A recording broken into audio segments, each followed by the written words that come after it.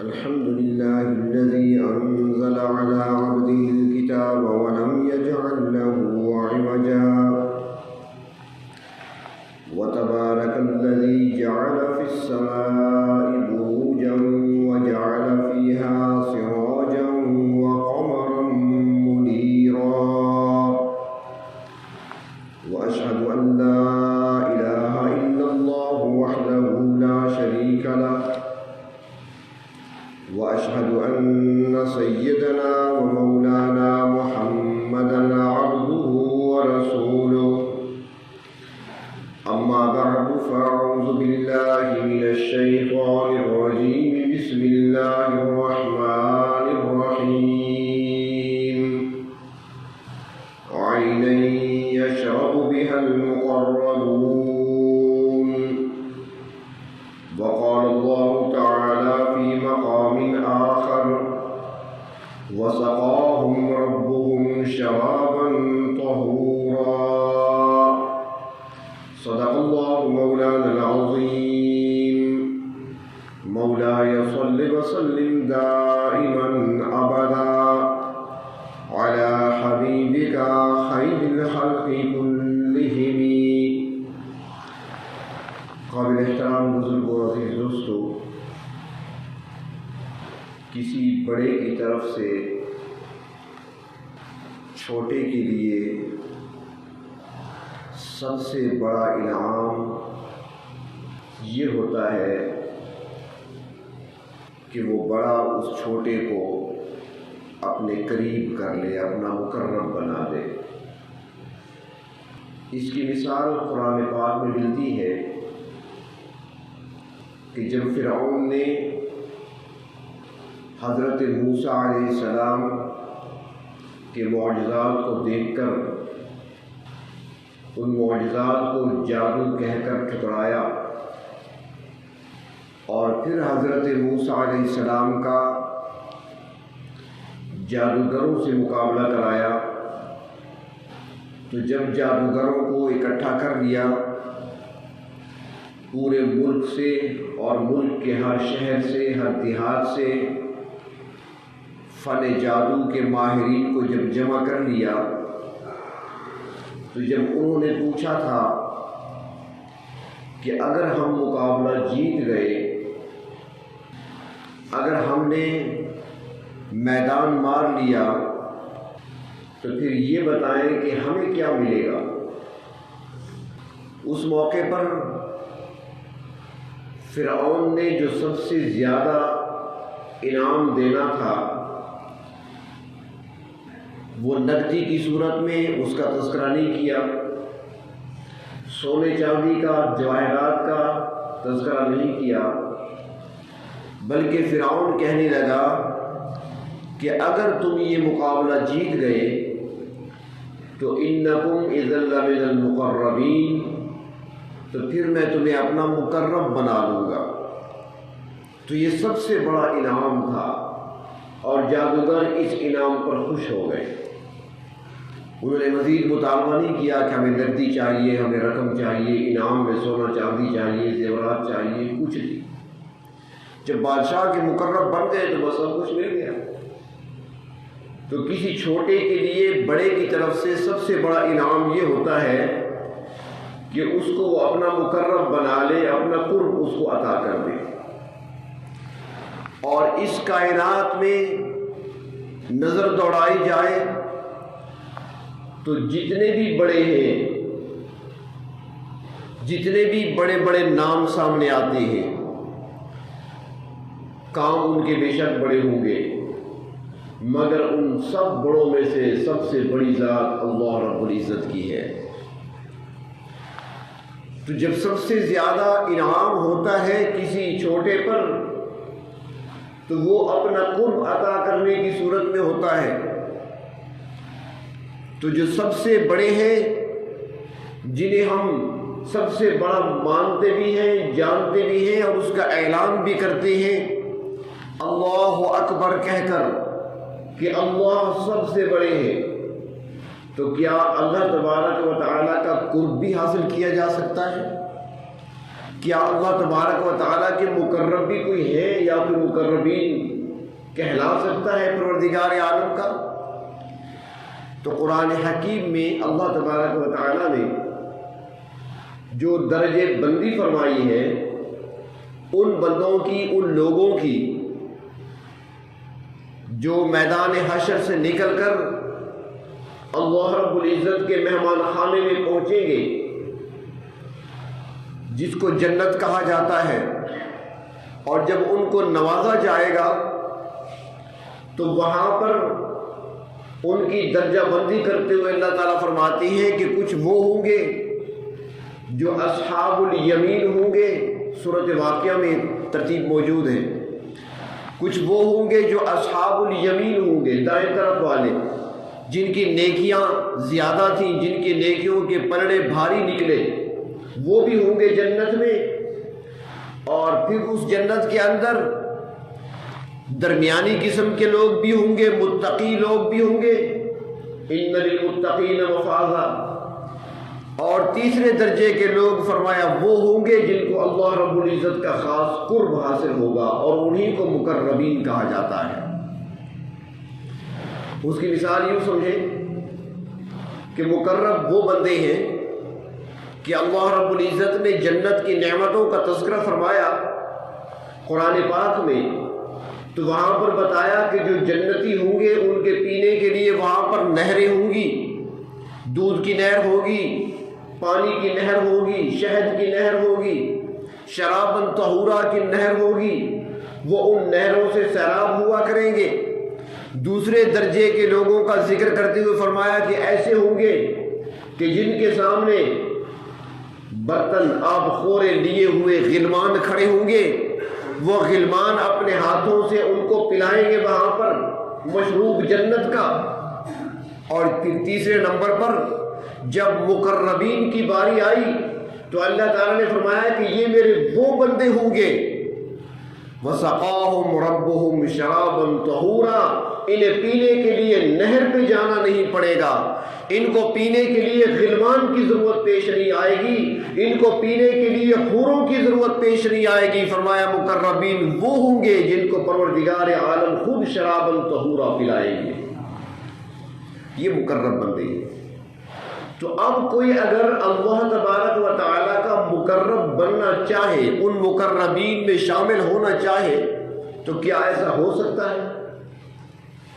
تو اس کے لیے علماء فرماتے ہیں کہ سب سے پہلا درجہ اور پہلا قدم جو رکھنا پڑتا ہے اس راہ میں، اس راستے پر سب سے پہلا قدم جو انسان رکھتا ہے وہ ادب کا قدم ہے۔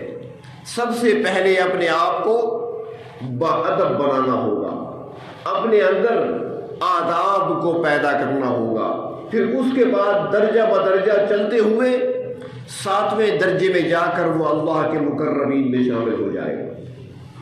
سب سے پہلی چیز ادب۔ نبی اکرم صلی اللہ علیہ وسلم ارشاد فرماتے ہیں، ادب کی اہمیت کو سمجھے، ادب ہے کیا، کتنا ضروری ہے۔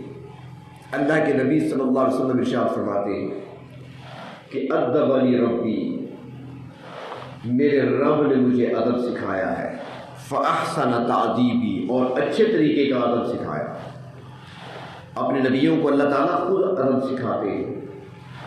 تو ادب میں بڑوں کا ادب، اساتذہ کا ادب، والدین کا ادب، علماء کا ادب، صلحاء کا ادب، اللہ کے نیک بندوں کا ادب، اس طریقے سے مقدس مقامات کا ادب، مقدس چیزوں کا ادب، یہ سارے اس کے اندر شامل ہیں۔ قرآن حکیم میں اس کی مثال دی ہے اللہ رب العزت نے کہ حضرت موسیٰ علیہ السلام جب آگ لینے گئے تھے نا طور پہ، راستہ بھول گئے تھے، مدین سے جا رہے تھے مصر کی طرف اپنے بھائی سے، اپنی والدہ سے ملنے کے لیے، حضرت شعیب علیہ السلام سے اجازت لے کر اپنی بیوی کو، شعیب علیہ السلام کی بیٹی ہے ان کو بھی ساتھ لیا۔ حضرت شعیب علیہ السلام نے کچھ بکریاں بھی ساتھ دے دی، ریوڑ وہ بھی ساتھ ہے، رات ہو گئی، اندھیری رات ہے، ٹھنڈ ہے، سخت سردی ہے۔ جو پتھر ان کے پاس تھے آگ جلانے کے لیے، اس زمانے میں پتھروں کو رگڑ کر آگ جلائی جاتی تھی، تو وہ کام نہیں کر رہے تھے، پریشان ہو گئے، کیا کریں، ٹھنڈ بھی ہے، اندھیرا بھی ہے۔ اور جو معروف راستہ تھا جو مصر کی طرف جاتا تھا وہ راستہ بھی اختیار نہیں کیا تھا، نئے راستے پر چل نکلے تھے۔ اب پتہ بھی نہیں چل رہا کہ ہم کہاں پہ ہیں، کس جگہ ہیں، مصر کو جانا ہے، کیسے جائیں گے، اب کس راستے سے جائیں۔ تو اسی پریشانی میں تھے کہ سامنے سے آگ نظر آئی، آگ کو دیکھا تو گھر والوں سے کہنے لگے تم یہاں ٹھہرو، میں جاتا ہوں، وہاں آگ ہے تو وہاں پر کوئی بندہ ہوگا، آگ جل رہی ہے تو کوئی نہ کوئی ہوگا بھی ساتھ، تو راستہ معلوم کر لوں گا، راستے کا پتہ بھی چل جائے گا، اور تمہارے لیے کوئی انگارہ، کوئی شعلہ لکڑی کوئی سلگا کر لے آؤں گا تاکہ تم بھی آگ سینک سکو اور سردی سے بچ سکو۔ جب وہاں پہنچے تو آگ تو نہیں تھی، وہ تو درخت تھا، طور پہ درخت تھا، اور اسی درخت سے ہی وہ نور نکل رہا تھا آگ کی صورت میں، پروردگار عالم کی تجلی پڑ رہی تھی، ناری تجلی، اور اس کی وجہ سے میدان روشن تھا اور درخت سے ایسے لگتا تھا جیسے آگ درخت سے نکل رہی ہو، جبکہ وہ آگ نہیں تھی، آگ تو گرم ہوتی ہے، وہ ٹھنڈی تھی وہاں پر۔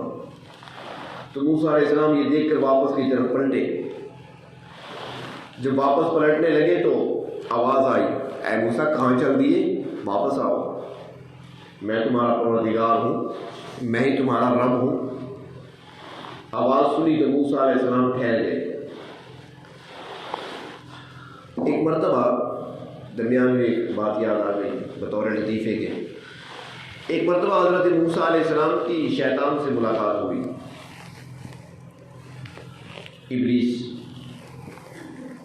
تو اس دوران اس نے کچھ سوال کیے تھے، اب موقع نہیں، کبھی زندگی باقی تو موقع جب آئے گا تو سنائیں گے آپ۔ تو اس میں ایک سوال یہ بھی تھا کہ اس نے پوچھا تھا، اے موسیٰ جب پروردگار عالم آپ سے ہم کلام ہوتے ہیں تو آپ کو کیسے یقین آتا ہے کہ یہ رب تعالیٰ کی آواز ہے، اللہ تعالیٰ کی طرف سے کلام کیا جا رہا ہے؟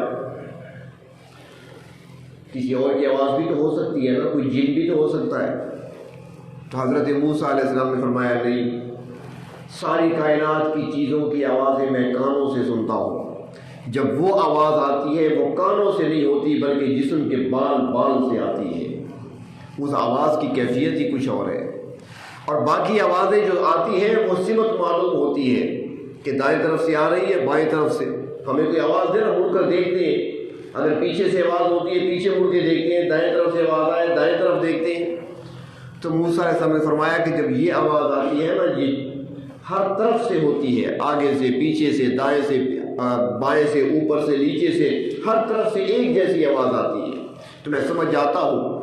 اور تیسری بات یہ کہ اس آواز کے اندر وہ سرور، وہ لذت ہوتی ہے کہ آواز تو رک جاتی ہے لیکن لذت میں عرصے تک محسوس کرتا ہوں، تو میں سمجھ جاتا ہوں کہ میں رب تعالیٰ سے ہم کلام ہوا ہوں۔ تو بہرحال حضرت موسیٰ علیہ السلام واپس پلٹے تو اللہ تعالیٰ نے کیا فرمایا، فَخْلَعْنَ عَلَيْكَ، اے موسیٰ جوتے اتار دو، اِنَّكَ بِالْوَادِ الْمُقَدَّسِ طُوَىٰ، آپ ایک مقدس وادی میں ہیں، لہذا جوتے اتار کر اندر آئیں، اللہ کی جنگل ہے، طور پہ کھڑے ہیں، جوتے اتار کر آئیں۔ تو سکھایا جا رہا ہے کہ پہلا قدم ادب کا اٹھانا ہوگا، باقی درجے بعد میں ملیں گے۔ حضرت موسیٰ علیہ السلام کو سب سے پہلے ادب سکھایا گیا، پہلے جوتے اتارو، باادب ہو کر قدم بڑھاؤ آگے، اس کے بعد نبوت کا تاج بھی پہنایا گیا، اس کے بعد معجزات بھی عطا کیے گئے، اس کے بعد ان کی دعا بھی قبول کی گئی جو ہارون علیہ السلام کے لیے مانگی تھی انہوں نے۔ تو ادب یہ پہلا زینہ ہے، پہلی سیڑھی ہے، پہلا قدم، پہلا سٹیپ، وہ ادب کا اختیار کرنا ہوگا، اور پھر ادب پر اللہ تبارک و تعالیٰ بہت عطا فرماتے ہیں، اتنا کہ انسان سوچ نہیں سکتا، ادب پر جو ملتا ہے انسان اس کا تصور بھی نہیں کر سکتا۔ ہماری تاریخ کا واقعہ ہے، ہارون رشید بادشاہ گزرا ہے عباسیہ دور میں، اس کی بیوی تھی زبیدہ خاتون، بڑا نام ہے آج تک، ان کے کارنامے آج بھی یاد کیے جاتے ہیں، بڑی نیک خاتون تھی۔ ان کے بارے میں آتا ہے کہ جب اس کی وفات ہو گئی تو کسی اللہ کے نیک بندے نے خواب میں دیکھا، تو پوچھا زبیدہ کیا بنا، کیا معاملہ پیش آیا؟ کسی اللہ کے ولی نے خواب دیکھا تھا، سموسے کھانے والا نہیں تھا، یہ آلو دہی بلے کھانے والا، ہمارے خواب جو ہوتے ہیں نا وہ ایسے ہی ہوتے ہیں، تبخیر میدا، گیس چڑھتی ہے دماغ کی طرف اور سارا رات خواب خواب خواب۔ نیک بندوں کے خواب اچھے ہوتے ہیں، اور سچے خواب جو ہیں نبوت کا 46واں حصہ ہے۔ اللہ کے محبوب نے فرمایا کہ اب نبوت ختم ہو چکی ہے، لیکن سچے خواب یہ باقی رہیں گے، آتے رہیں گے، اور یہ سچے خواب کبھی کبھی نظر آتے ہیں۔ تو کسی اللہ کے ولی نے خواب میں دیکھا، پوچھا زبیدہ کیا بنا؟ کہنے لگی میرے پروردگار نے بڑا کرم فرمایا، میری مغفرت کر دی۔ انہوں نے جواب میں کہا کہ ہاں تیری مغفرت تو ہونی ہی تھی، تیرے کام بھی تو ایسے تھے۔ ایک کام تو یہ تھا کہ جب تک زبیدہ رہی محل میں، شاہی محل میں، 24 گھنٹے وہاں پر قرآن کی تلاوت جاری رہتی تھی۔ ترتیب رکھی ہوئی تھی۔ مثال کے طور پر اس زمانے میں گھڑیاں تو نہیں تھی، لیکن سمجھانے کے لیے عرض کرتا ہوں کہ صبح 8 بجے سے لے کر 10 بجے تک کچھ باندیاں آتی تھیں، وہ تلاوت کرتی تھی۔ 11 بجے دوسری باندیاں آ جاتی، وہ بیٹھ جاتی، پہلی والی چلی جاتی، پھر وہ 2 گھنٹے تلاوت کرتی، پھر اس کے بعد اور آ جاتی، وہ چھٹی کر کے چلی جاتی، پھر وہ 2 گھنٹے تلاوت کرتی۔ اس طریقے سے دن رات مسلسل تلاوت قرآن کی جاری رہتی تھی۔ اور دوسرا جو سب سے بڑا کام کیا تھا انہوں نے عامت المسلمین کے لیے، جب حجاج کرام کو پانی کی اشد ضرورت ہوتی تھی اور بڑی قلت تھی، عرفات کے میدان میں پانی نہیں ہوتا تھا حاجیوں کے پاس، پینے کے لیے ساتھ بھر کر لے جاتے تھے، تو اس نے عراق سے عرفات تک ایک نہر کھدوائی تھی، اور عراق سے پانی چلا تھا اور عرفات تک جا پہنچا تھا۔ حاجی سیراب ہوا کرتے تھے، اور وہ نہر آج بھی موجود ہے وہاں پر، اور وہ کئی 100 سال تک اس سے حاجی سیراب ہوتے رہے۔ بہت بڑا کام تھا، بہت بڑی خدمت تھی مسلمانوں کی۔ تو خواب دیکھنے والے نے کہا کہ آپ نے اتنا بڑا کارنامہ انجام دیا ہے، اتنی خدمت کی ہے، اور حاجی تو اللہ تعالیٰ کے مہمان ہوتے ہیں، تو اللہ کے مہمانوں کا تم نے اکرام کیا ہے، ان کی پیاس بجھائی ہے، ان کے لیے پانی کا انتظام کیا ہے، تو مغفرت تو ہونی تھی۔ زبیدہ نے کہا ایسی بات نہیں ہے، یہ ساری چیزیں ہوا ہو گئی، یہ ساری چیزیں وہاں پر ہوا ہو گئی۔ ایک عمل پسند آیا جو مجھے یاد بھی نہیں تھا، میں بھول چکی تھی۔ پوچھا وہ کون سا عمل؟ وہ کہنے لگی جب میں اللہ رب العزت کی بارگاہ میں پہنچی تو مجھے کہا گیا کہ تیرا ایک عمل ہمیں پسند آیا ہے، اور یہ وہ عمل ہے جو تمہارے لڑکپن کا عمل ہے۔ جب جوانی کو تو چڑھ رہی تھی، جوانی نئی نئی آ رہی تھی، ایک دن تو اپنی سہیلیوں کے ساتھ شاہی باغ کی سیر کے لیے نکلی ہوئی تھی، اور وہاں پر سہیلیاں تمہاری جھولا جھول رہی تھیں، اس وقت تمہارے سر پر دوپٹہ نہیں تھا، ساری لڑکیاں ہی تھیں۔ اچانک ساتھ کی مسجد سے آذان کی آواز بلند ہوئی، اللہ اکبر اللہ اکبر۔ اے زبیدہ تو نے میرا نام سن کر فوراً رک کر اپنے دوپٹے کو اپنے سر پہ جوڑ لیا تھا، اپنے سر کو، اپنے بالوں کو میرے نام کی ادب کی وجہ سے تم نے چھپا لیا تھا، اسی ادب کی وجہ سے آج ہم تیری مغفرت کرتے ہیں۔ تو ادب یہ پہلا قدم ہے، اللہ کا مقرب بننے کے لیے سب سے پہلا قدم ادب ہے۔ علماء نے لکھا ہے کہ حضرت شیخ الہند محمود الحسن دیوبندی رحمۃ اللہ علیہ، ان کے شاگردوں میں سے ایک شاگرد تھے، غلام رسول ان کا نام تھا۔ استاد سے بڑی محبت تھی، اور ایسی محبت، ایسا ادب کہ صبح سویرے اٹھتے، صبح سحری کے وقت جس راستے سے استاد محترم نے اپنے حجرے سے، اپنے کمرے سے مسجد تک آنا ہوتا تھا، مدرسے تک آنا ہوتا تھا، یہ اس پورے راستے کو اپنی پگڑی سے صاف کیا کرتے تھے، جھاڑو سے نہیں، پگڑی سے، اور نام بنانے کے لیے نہیں۔ استاد صاحب کے نکلنے سے پہلے سارا کام مکمل کر کے چلے جاتے، استاد کو پتہ ہی نہیں تھا، یہ روزانہ کام کیا کرتے تھے۔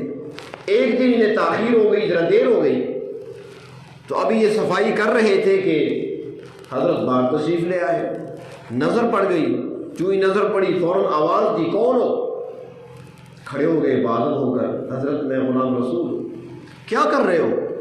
جی راستہ صاف کر رہا ہوں۔ حضرت نے وہی کھڑے کھڑے دعا دے دی، اور پھر اس دعا کا اثر کیا ہوا کہ جب یہ دارالعلوم دیوبند سے فارغ ہوئے، واپس اپنے علاقے میں آئے، اور ان کا علاقہ ملتان سے آگے شجاع آباد ہے، شجاع آباد سے آگے تقریباً 30-35 کلومیٹر دور ایک دیہات ہے، اور اس زمانے میں وہاں پر کوئی سڑک نہیں تھی، جانے کا کوئی باقاعدہ راستہ نہیں تھا، کچا ہی راستہ تھا، پگڈنڈیوں پر لوگ چل کر جایا کرتے تھے، اور کوئی سواری بھی نہیں ملتی تھی۔ اکثر مسافروں کو یہ 30-35 کلومیٹر کا سفر پیدل کرنا پڑتا تھا۔ تو وہاں اپنے علاقے میں پہنچے، وہاں پر مدرسہ کھول لیا، پڑھانے بیٹھ گئے۔ کسی نے کہا حضرت آپ پڑھ کر آئے ہیں، دارالعلوم دیوبند سے پڑھ کر آئے ہیں، کسی شہر میں چلے جائیں، آبادی میں جا کر بیٹھے، جنگل میں آپ نے مدرسہ بنا لیا، کون آئے گا؟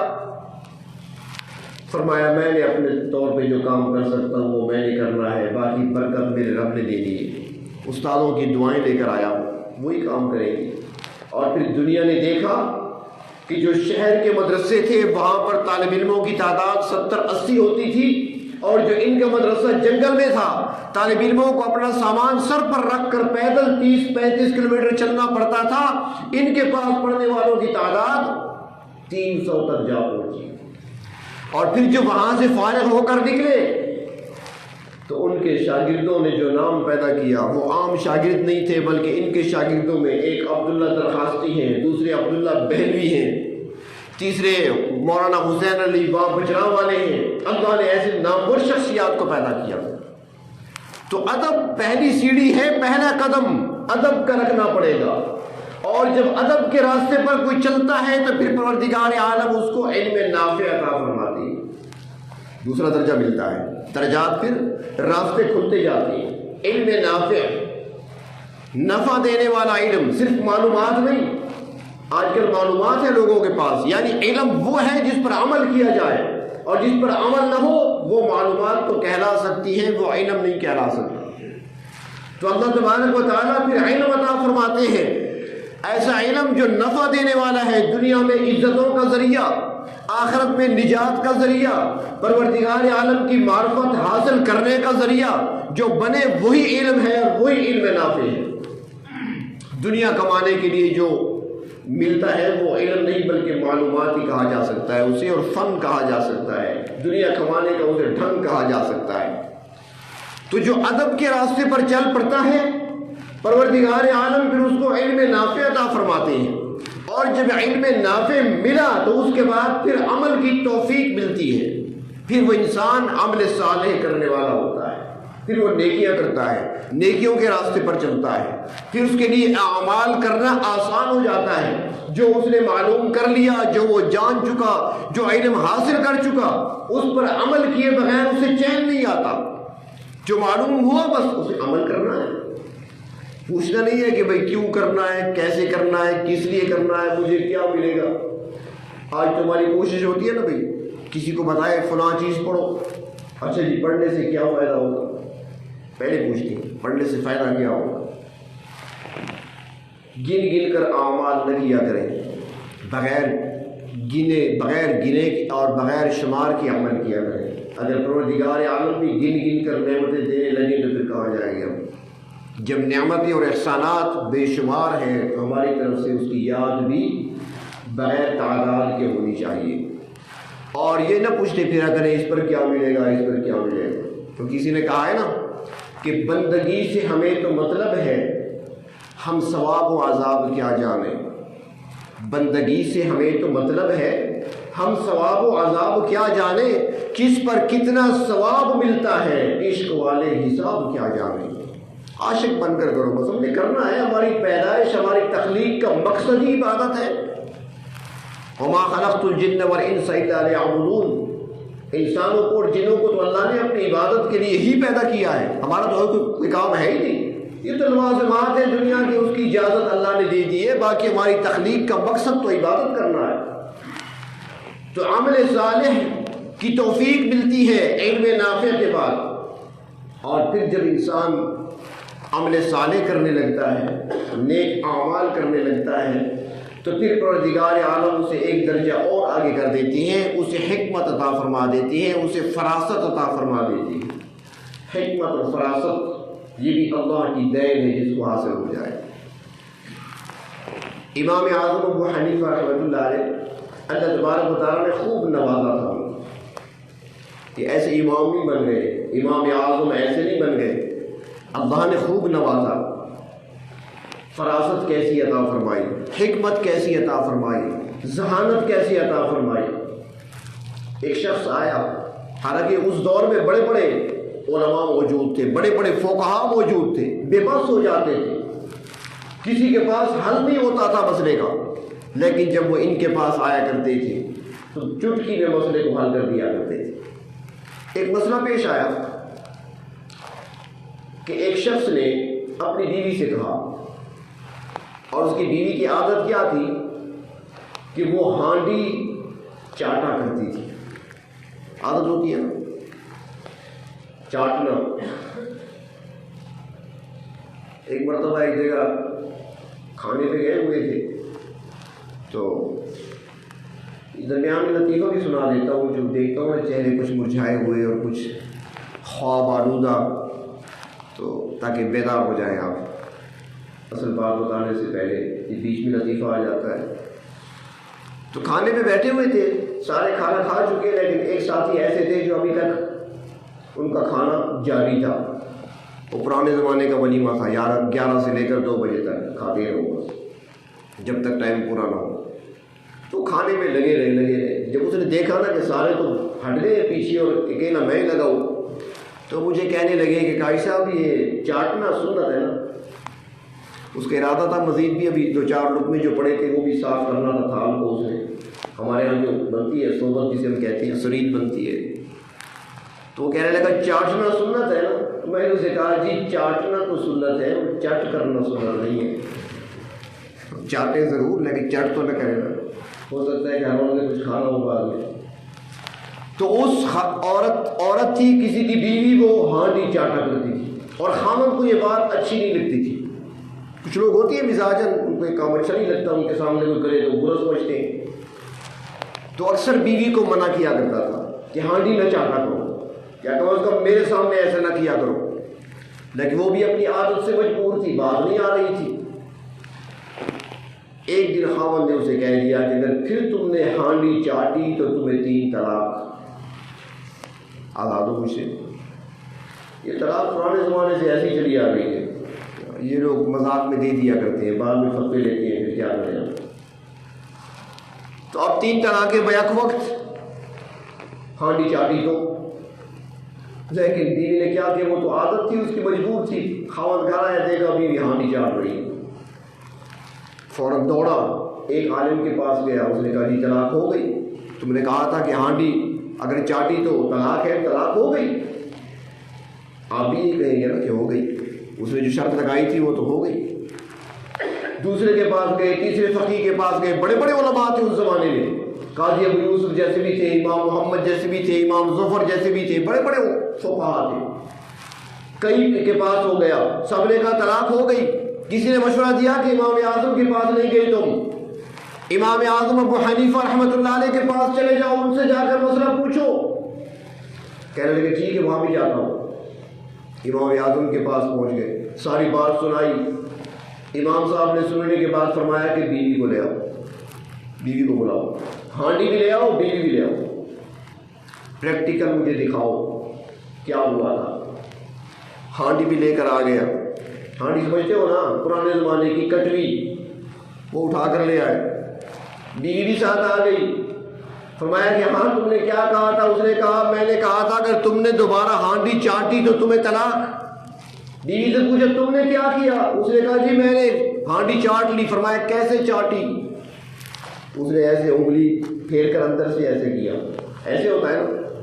امام صاحب نے فرمایا اس نے قسم کھائی ہے ہانڈی چاٹنے کی، تم نے تو اپنی انگلی چاٹی ہے، ہانڈی کہاں چاٹی ہے تم نے؟ ہانڈی کو منہ لگایا تھا؟ اس نے کہا نہیں۔ ہانڈی کو زبان لگائی؟ نہیں، تم نے تو انگلی چاٹی ہے۔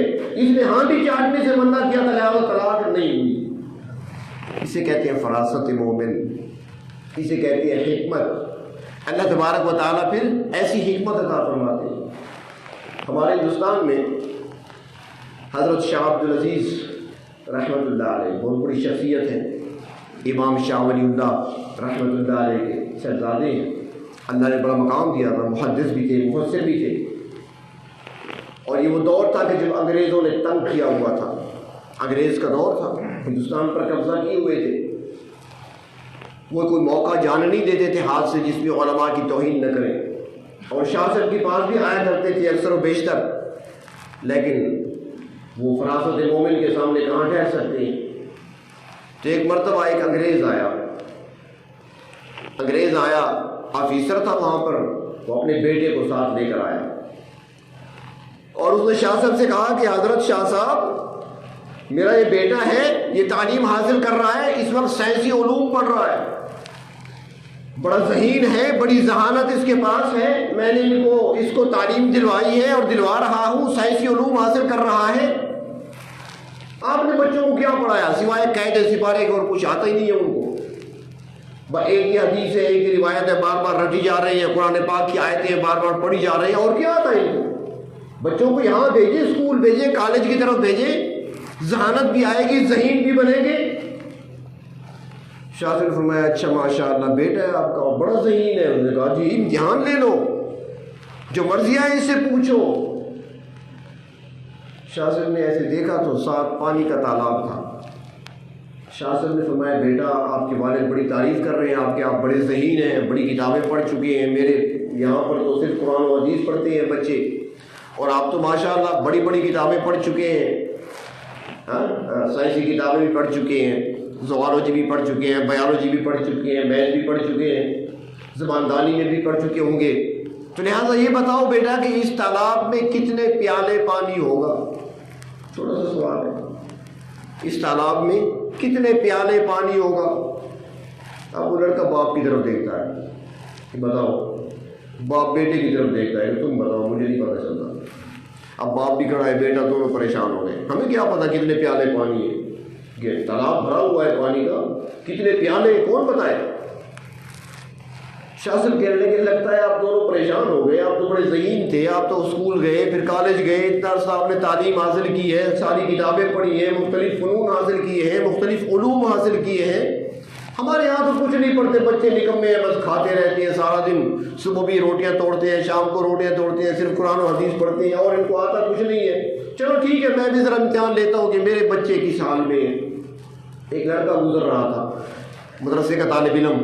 شاہ صاحب نے فرمایا بیٹا ادھر آؤ، وہ آ گیا۔ شاہ صاحب نے پوچھا بیٹا یہ بتاؤ کہ اس تالاب میں کتنا پانی ہوگا؟ طالب علم نے تالاب کی طرف دیکھا اور پھر استاد محترم کی طرف دیکھا، شاہ صاحب کی طرف، کہنے لگا حضرت پیالہ کتنا ہے؟ کتنے پیالے پانی ہے؟ فرمایا پیالہ کتنا ہے؟ اگر پیالہ ہے تالاب جتنا تو پھر ایک پیالہ پانی ہے، اگر پیالہ ہے اس کا آدھا تو پھر 2 پیالے پانی ہے، اگر پیالہ ہے اس کا چوتھائی حصہ تو پھر 4 پیالے پانی ہے، آپ یہ بتائیں پیالہ کتنا ہے؟ انگریز نے بیٹے کی طرف دیکھا، بیٹا چلو یہاں سے۔ یہ فراست مومن، یہ حکمت، ذہانت اللہ پھر ایسی عطا فرماتی ہے۔ اس راہ پر چل کر تو دیکھیں آپ، ایک قدم اٹھائیں دوسرا خود بخود اٹھے گا، اور پھر آپ کو کہنا پڑے گا کہ یہ قدم اٹھے نہیں بلکہ اٹھائے جا رہے ہیں۔ ایک عیسائی پادری بھی آیا تھا شاہ صاحب کے پاس، شاہ عبدالعزیز رحمۃ اللہ علیہ کے پاس پادری آ گیا عیسائی، اور اس نے آ کر ایک بڑا سوال سوچ کر آیا تھا، اور اسے بڑا گھمنڈ تھا، بڑے فخر سے آیا تھا کہ ایسا سوال ہے کہ شاہ صاحب جواب کبھی نہیں دے سکیں گے۔ یہاں پر پہلے یہ بات بھی سمجھ لیں کہ عیسائیوں کا عقیدہ کیا ہے عیسیٰ علیہ السلام سے متعلق۔ ان کا عقیدہ یہ ہے کہ وہ عیسیٰ علیہ السلام کو اللہ کا بیٹا کہتے ہیں، جانتے ہیں نا آپ، پھر آپ کو واقعہ صحیح سمجھ آئے گا، پہلے یہ بات ذہن میں رکھیں۔ عیسائی عیسیٰ علیہ السلام کو اللہ کا بیٹا کہتے ہیں، اور ساتھ ان کا یہ عقیدہ بھی ہے کہ عیسیٰ علیہ السلام کو سولی پر چڑھا دیا گیا تھا۔ ہمارا عقیدہ یہ ہے کہ ان کو زندہ آسمانوں پر اٹھا لیا گیا، اور ان کا عقیدہ یہ ہے کہ ان کو سولی پر لٹکا دیا، قبر میں دفن کر دیا، بعد میں وہ اٹھ کر چلے گئے تھے، یہ ان کا عقیدہ ہے۔ تو اب سنیں، وہ پادری کہتا ہے شاہ صاحب میرا ایک سوال ہے، اس کا جواب دیجئے، بڑا پریشان ہوں، مجھے جواب نہیں مل رہا۔ شاہ صاحب نے فرمایا کون سا سوال ہے تمہارا؟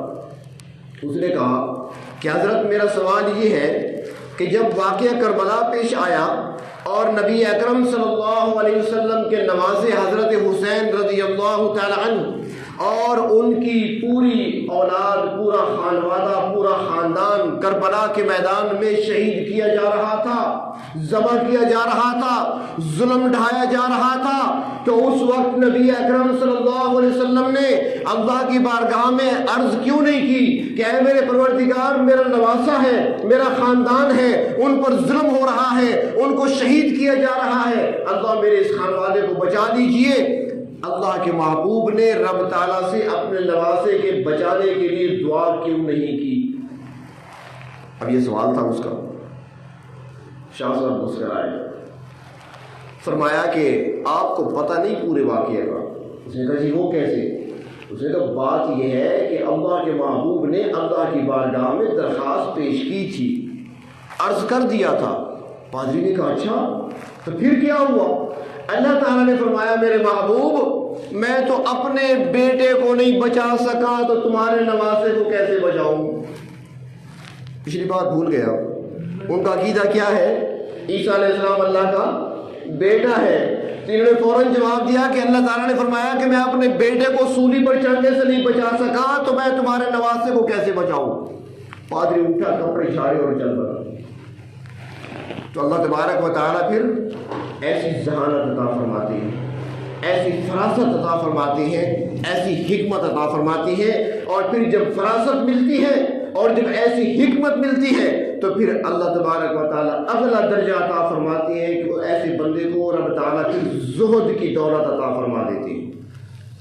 زہد میں یہ نہیں ہوتا کہ آپ دنیا کو چھوڑ کر جنگلوں میں چلے جائیں، آپ گھر بار چھوڑ دیں، شہر آبادی چھوڑ دیں، دکان چھوڑیں، کاروبار چھوڑیں، رزق کے حلال کمانا چھوڑیں، جنگل میں جا کر چادر بچھا کر بیٹھ جائیں۔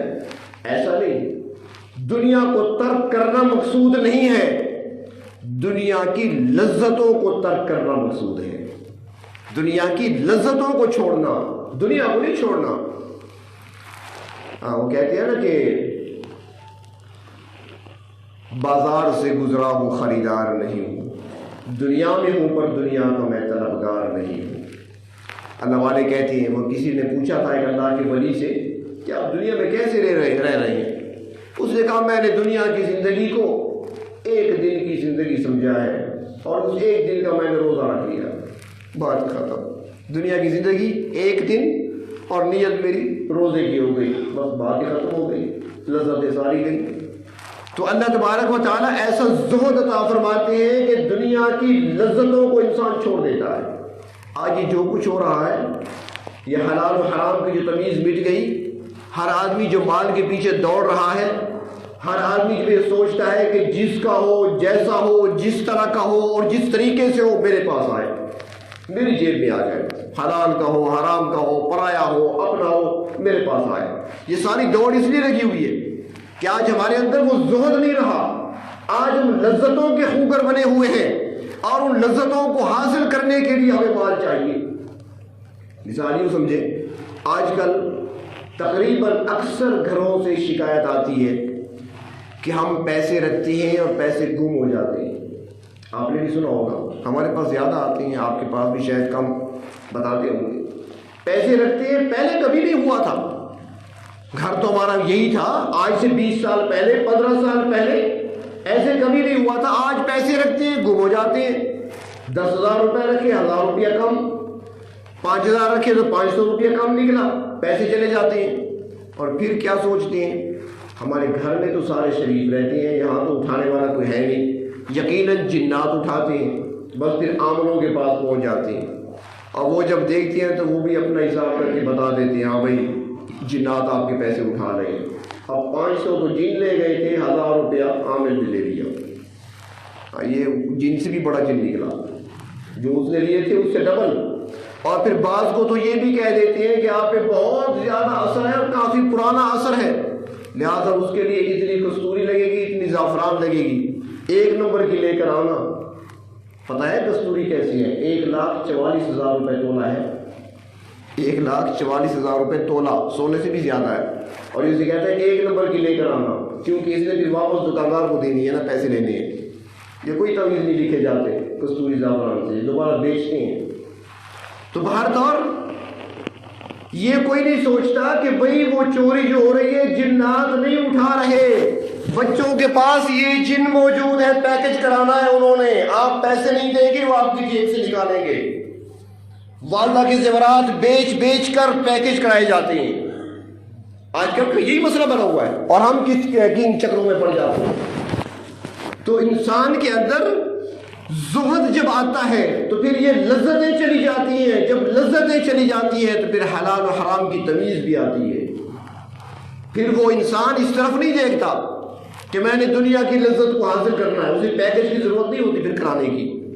اس دنیا کی لذتیں اسے چاہیے نہیں، بس ضرورت ہے، گزران ہے، کرنی ہے، جو مل گیا کھا لیا، زندہ رہنے کے لیے بس کھا لیا، رہنے کو مکان مل گیا جیسا بھی ہے، پھر مقابلے نہیں ہوتے، فلاں کا مکان میرے مکان سے اچھا کیوں ہے، فلاں کی گاڑی میری گاڑی سے اچھی کیوں ہے، پھر یہ دوڑ نہیں ہوتی مقابلے کی۔ تو اللہ تبارک و تعالیٰ پھر زہد کی دولت عطا فرماتے ہیں، اور پھر جس کو زہد مل جاتا ہے تو پھر اس بندے کو اللہ تبارک و تعالیٰ عبد منیب بنا لیتے ہیں۔ وہ پروردگار کا ایسا بندہ بن جاتا ہے کہ پھر اس کی عبادت میں، اس کے ذکر میں، اس کی ریاضت میں خشوع اور خضوع ہوتا ہے۔ پھر اللہ رب العزت کی رضا مقصود ہوتی ہے، پھر ہر عمل کے اندر خشوع آتا ہے، ہر عمل کے اندر خشوع آتا ہے، ہر وقت خشیت الہی اس کے دل میں ہوتی ہے، تو وہ عبد منیب بنتا ہے۔ اور جب بندہ عبد منیب بن جاتا ہے تو پھر پروردگار عالم اس کو اپنے مقربین میں شامل فرما لیتے ہیں، اور پھر وہ مقام ملتا ہے کہ جب جنت پہ پہنچے گا تو اہل جنت تو نہروں سے حاصل کریں گے اپنا مشروب، یا کوئی ایسے ہوں گے جو زیادہ نیکوکار ہوں گے، ان کو حور و غلمان پیش کریں گے مشروب جنت کا، اور جو مقربین میں شامل ہو گیا تو رب تعالیٰ فرماتی ہیں وَسَقَاهُمْ رَبُّهُمْ شَرَابًا طُهُورًا، کہ اس کو جب شراب طہور پلایا جائے گا تو اس کے پلانے کے لیے غلمان کی ضرورت نہیں ہوگی، حوروں کی ضرورت نہیں ہوگی، خادموں کی ضرورت نہیں ہوگی، بیویوں کی ضرورت نہیں ہوگی، بلکہ پروردگار عالم خود ان کو شراب طہور پلائیں گے۔